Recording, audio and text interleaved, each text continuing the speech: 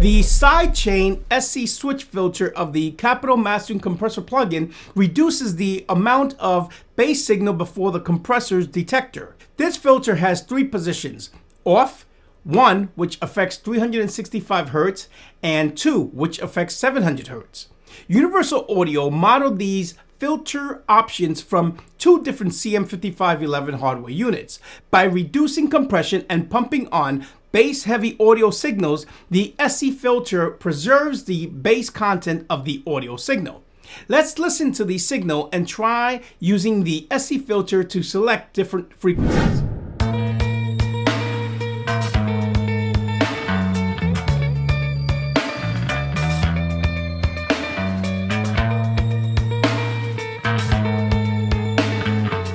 Check out the entire video along with all the details on my channel.